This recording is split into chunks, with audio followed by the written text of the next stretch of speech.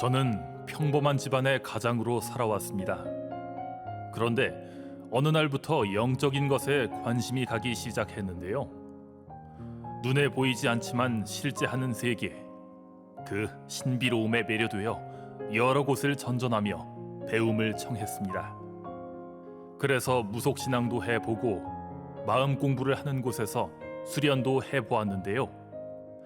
가족들을 이끌고 가서 함께 수련할 만큼 열정적이었지만 제가 얻고자 하는 큰 체험은 하지 못했습니다. 그러다 찾게 된 단전호흡 단체. 그곳은 호흡 수련을 통해 단전의 기를 모아 심신을 단련하는 곳이었습니다. 호흡을 하며 온전히 나에게 집중하는 시간. 저는 그 시간이 참 좋았습니다. 그렇게 수련에 빠져 지낸 지 2년. 어떻게 하면 더 깊이 있는 체험을 할 수 있을까 하는 고민에 인터넷 카페를 찾게 되었는데요. 마침 무료로 진리 책자를 보내주는 이벤트 중이었습니다. 음양 오행, 수행 등 평소 관심 있던 내용이 담긴 책을 읽다 보니 상제님 진리가 궁금해졌는데요. 일주일 후 책을 보내준 이재룡 수호사님의 도움으로 통영 정량도장에 방문하게 되었습니다. 그곳에서 처음 보게 된 증산도 도전. 방대한 페이지에 한 번 놀라고 그 내용에 한 번 더 놀랐는데요. 도전을 빌려와 집에서도 한참을 읽었습니다. 그날 이후 이어진 도담.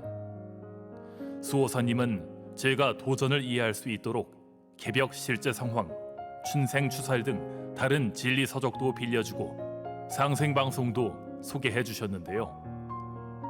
진리 내용은 좋았지만 지난 2년간 해왔던 단전 호흡에 더 집중하고 싶은 마음에 도장에 자주 가지 못했습니다.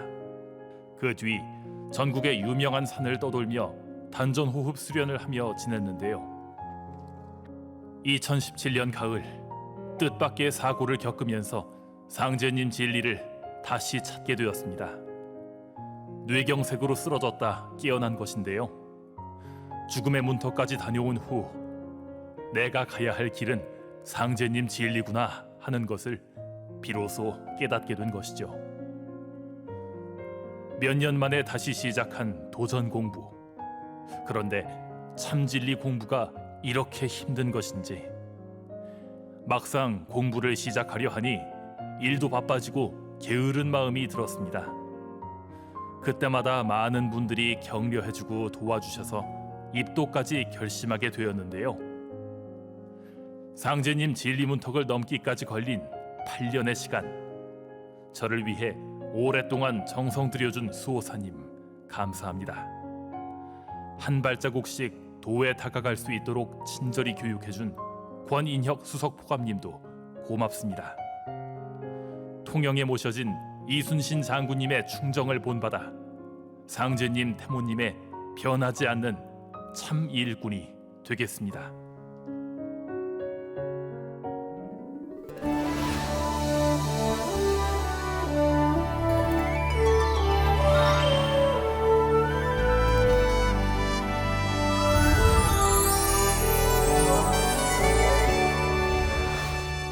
어릴 적 저희 집안은 일심교 신앙을 했습니다. 매일 새벽 할아버지, 할머니, 고모 세 분이 청수를 떠놓고 정갈하게 단장하고 기도를 하셨는데요. 그 기도 소리에 전 아스라이 잠을 깨고 아침을 맞이하곤 했습니다. 하지만 저는 어른들을 따라 함께 수행하진 않았는데요. 제가 선택한 첫 믿음의 장소는 교회였습니다. 고등학교 1학년부터 교회에 다니기 시작해 주일학교 교사, 집사까지 할 정도로 열심히 신앙했는데요. 매일 새벽 기도를 다니며 부모님을 교회로 인도하기도 했습니다. 그 후 남편을 따라 일본에서 시작하게 된 신혼살림. 시집은 종손집이라 추석과 설 명절에 제사를 크게 지냈는데요. 종교는 달랐지만 며느리로서 도리를 다하고 싶어 15년간 정성껏 음식을 장만했습니다. 일본에서 이남 일녀를 낳고 지내던 어느 날 문득 이제 내 고국 한국으로 돌아가야 되겠다는 생각이 들었는데요. 남편은 무슨 당치도 않는 소리를 하냐면서 뜻을 받아주지 않았습니다. 그럴수록 남편과의 갈등은 더욱 심해지기만 했는데요. 결국 남편과 이혼 후 한국 땅에 돌아올 수 있었습니다. 우여곡절 끝에 찾은 고국 땅. 하지만 한국 생활은 생각처럼 녹록지 않았는데요. 혼자 힘들어하던 중 대순진리회를 만나게 되었습니다. 그렇게 시작된 두 번째 신앙. 20년간 정말 열심히 신앙을 했는데요. 2018년 1월 저에게 기적처럼 세 번째 신앙이 찾아왔습니다. 지독한 감기로 쉬는 중에 우연히 상생방송을 보게 된 것인데요.